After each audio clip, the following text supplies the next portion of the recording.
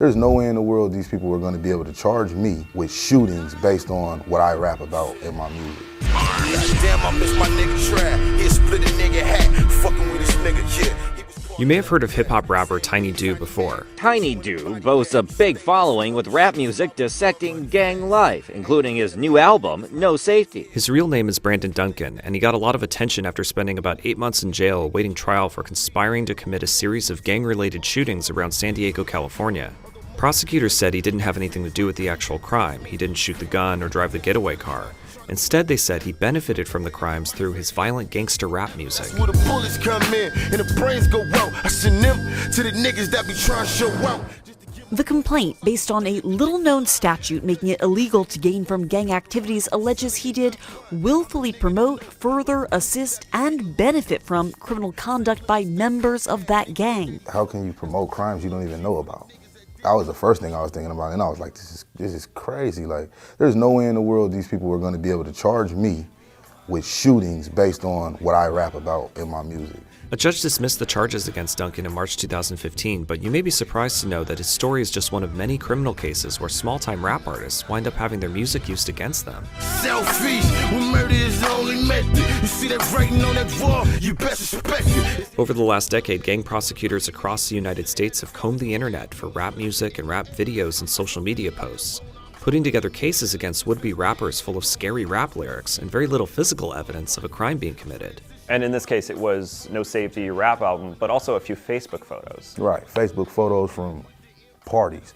Not me hanging on a street corner or something like that, but if I was, who cares? Like, I'm not wrong for that. That doesn't say I'm committing a murder because you see me in a picture with a couple of people from my community, like saying, hey, he's a murderer because of this, or he committed shootings because he was standing on a street corner with some people. Like, that's just not right. Duncan says it's guilt by association. Everything I say, every color I wear, like right now, this t-shirt, me sitting here with you, based off of the district attorney's analogy, you can be labeled a gang member or be documented as a gang member because of the shirt you got on, because of the shoe color you have on, because of the shirt, and you're with me. We're doing we're taping right now, we're filming right now, so you're in this film with me, and you know, I'm a documented gang member in their eyes.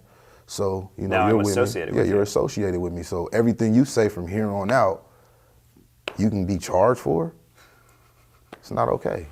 What gang would I be a part of with Blue? You're a Crip. You're a Crip. Crip? Yeah, you're a Crip. Okay. Yeah, you're a Crip. Okay, with these dumb glasses too? You're a Crip, man. It doesn't matter. I had on glasses in my pictures. Duncan grew up in Lincoln Park, a suburb of San Diego, and while there is gang activity there, he says he's moved on from that part of his life. Was rap your way out of this sort of thing? You said you're not a part of a gang anymore. Yeah, no, I'm not a part of a gang. Rap is my way out, and you know, and that's the whole thing about rap is, you know what I mean, you create this platform to where you can help a whole lot of people, you know, that normally wouldn't have help, that normally would be stuck right there in that ghetto, you know what I mean, be stuck in that hood, you know, but instead we try to, you know, give jobs out, go on these tours and, you know, just create different, you know what I mean, situations to where you can get out of there for a minute, man. You can go to these LAs and, you know what I mean, Floridas, and you know, you get to go to these different places in New York. I mean, I done been everywhere. I done been to a lot of places just based off of rap.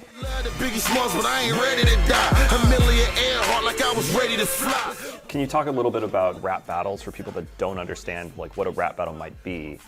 It's sort of a way to bring violence off the street. Exactly. And make it non-violent. Exactly. So it's like, okay, so you got two people, right? Say you guys got animosity, a little bit of animosity, both rappers. Instead of getting like, you know, into these gun battles on the streets, he goes in the studio, he says what he says, you go in the studio, you say what you say, but you guys keep it on wax. You don't take it into the streets. It's like who had the doper verse, you know what I mean, or who had the doper song, you know what I mean, and then that's who wins the battle. A metaphor, a rhyme. Metaphor, yeah, rhyme. Who has the, like I said, the better rhymes, you know what I mean, and then that's a way, you know, you take violence out of the street by that, you know what I mean. Your name is Brandon Duncan, but your rap name is Tiny Do. Where does Tiny Do come from? Well, that's a name I got from my uncles back in the day. Yeah, my uncle started calling me that, so I just ran with it. It's a nickname? Yeah, it's a nickname. Is it a character you play? I mean, is it, when you rap, Tiny Do is different from Brandon Duncan? Yeah, of course. You know, Brandon Duncan is, you know, the father at the pad doing my thing with my kids, and Brandon Duncan, Tiny Do is in the studio working, you know what I mean, trying to put the food on the table, you know what I mean, trying to get to the next situation, the next plateau. Say Al Pacino, the movie Scarface, he was Tony Montana. When he goes home, he's Al Pacino, you know what I mean? So when he goes home, I don't think he's snorting cocaine and shooting people. It's just, that's who he played on that movie, and that was it. Arnold Schwarzenegger. He was Terminator in the movie Terminator, but when he got home, he's Arnold Schwarzenegger. You know, the father, the grandfather, or if he is, you know what I mean, the governor. The governor, yeah. Yeah, so you know, that's who he is, but you know, it's entertainment, and that's what people need to understand. It's not real life, it's just entertainment. Say hello to my little friend.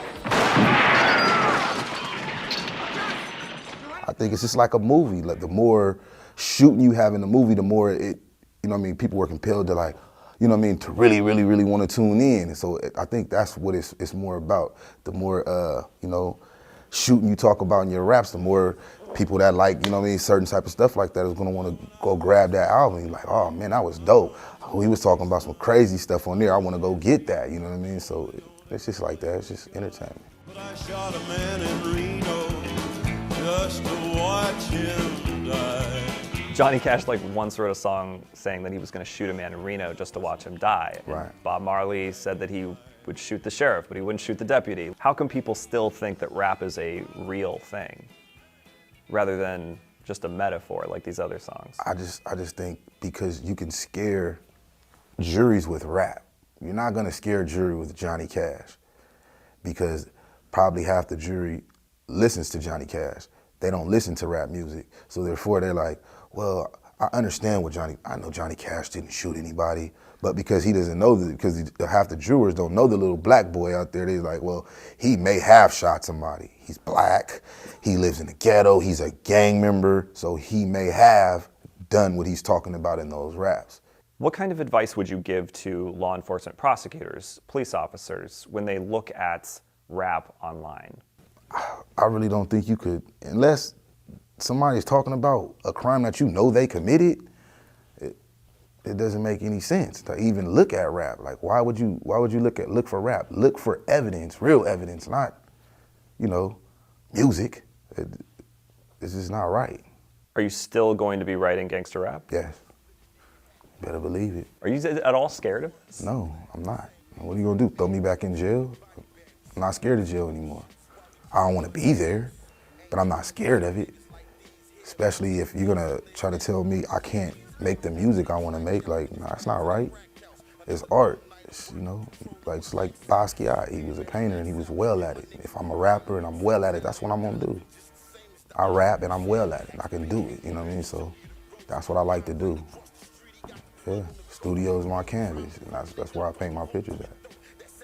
Yeah, that's me. Ain't no safety on this pistol I'm holding, you facts folding. Line chairs, you better beware when they check and loading. They started it out in Oakland, my revolutionary time.